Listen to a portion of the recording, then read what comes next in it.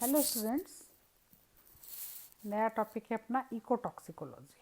Toxicology हम कर रहे थे, तो एक नया शब्द है ये इकोटॉक्सिकोलॉजी, यानी कोई भी टॉक्सिकेंट जो है इकोसिस्टम में कैसे प्रवेश करता है और उसका इकोसिस्टम पर क्या इम्पैक्ट होता है, वो फिर चाहे लिविंग बीइंग हो या फिर प्लांट्स हो, जो भी ह्यूमन पॉपुलेशन हो, जो भी बायोटा। मेन एक्चुअली टॉक्सिकोलॉजी का जो मेन एम होता है स्टडी करने का, वो ह्यूमन पॉपुलेशन ही होता है। Ecotoxicology is concern with the toxic effects of chemical and physical agents on living organisms. तब टॉक्सिकोलॉजी का ये क्या है, जो केमिकल और फिजिकल एजेंट्स होते हैं टॉक्सिक, उसका लिविंग ऑर्गेनिज्म पर क्या इफेक्ट होता है, specially on population and communities with in defined ecosystem. मतलब उस पर्टिकुलर इकोसिस्टम का, चाहे वो एक एक्वाटिक इकोसिस्टम हो या फिर terrestrial. It includes the transfer pathways of those agent and their interactions with the environment. इसमें क्या आता है कि जो भी टॉक्सिक एजेंट है उसका ट्रांसफ़र होने का क्या पाथवे था, यानी कैसे वो एंटर हुआ इकोसिस्टम में और कैसे एक से दूसरे ट्रॉफिक लेवल पर पहुंचा है, कि वो एजेंट आगे तक कैसे गया है और उसका एनवायरनमेंट के साथ क्या इंटरेक्शन है। Okay, the human species is the most important of the biota and thus the effect of pollutants on human health are central to ecotoxicology. ठीक है, तो मेन जो सेंटर में है इसके, वो है ह्यूमन पॉपुलेशन और इसके हेल्थ पर इसका क्या असर पड़ता है। Moreover, human being not only after the environment but also release pollutants in the environment.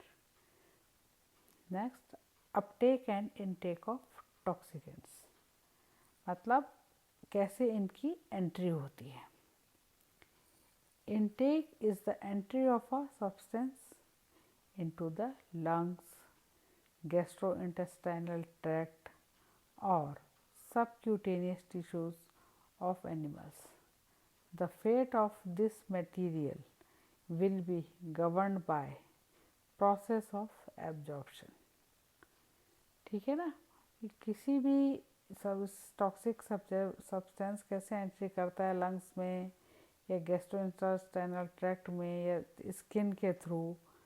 ठीक है ना, और इसका फेट आ गई, यानी इसका फ्यूचर क्या होगा, ये किस पे डिपेंड करता है। इसका एब्जॉर्प्शन का प्रोसेस क्या है, यानी रेस्पिरेशन के थ्रू इसने इनहेल किया है या फूड के थ्रू खाया है या इसके स्किन से अंदर गया है, कितने अमाउंट में गया है, उसके ऊपर इसका वेट डिपेंड करता है।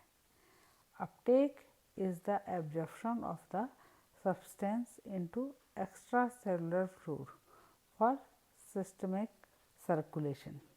The fate of the material taken up will be governed by metabolic process.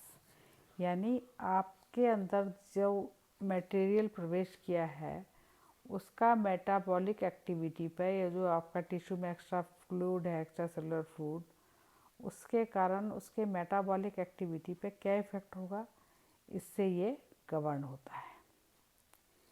In experimental studies, for example, calculations are made from the release of inorganic mercury into water, its concentration in sediments, bioconversions to monomethyl mercury, release it to water, followed by its uptake and bioconcentration in fish. When man eats the fish, the monomethyl mercury is further concentrated in the human body. This is in fact इकोटॉक्सिकोलॉजी। यानी इन्होंने एक mercury का example देके बताया है कि जो inorganic mercury कैसे पानी में जब रिलीज़ होती है तो इसका कंसंट्रेशन जो है सेडिमेंट्स पे या बायो कन्वर्जन्स के द्वारा ये मोनोमिथाइल मरकरी में बदल जाता है और ये पानी में चला जाता है, जहाँ से ये फिश इसको फिश के अंदर चला जाता है वाटर के थ्रू, फिश इसका इंटेक करती है और फिर उस फिश को जब ह्यूमन बीइंग इंटेक करता है तो ये मोनोमिथाइल मरकरी जो है ह्यूमन बीइंग की बॉडी में चला जाता है। तो इस तरह से इकोटॉक्सिकोलॉजी में टॉक्सिकेंट किसी भी इकोसिस्टम में प्रवेश करता है।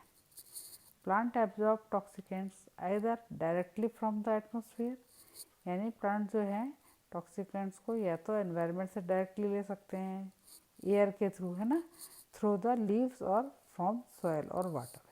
देखो गैसियस फॉर्म में लीव से होगा, सॉइल में सेडिमेंट्स में जो भी होगा इसके अंदर टॉक्सिकेंट, या वाटर के थ्रू, ठीक है, लीव्स और फ्रॉम सॉइल और वाटर थ्रू द रूट्स।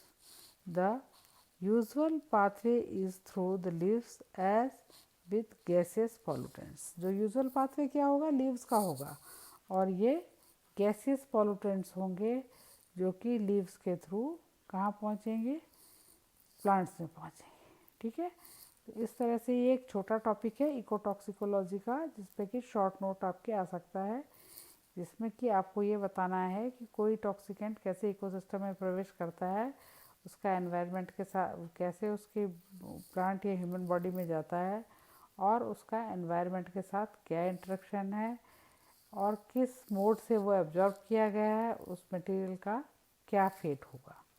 ठीक है, थैंक यू।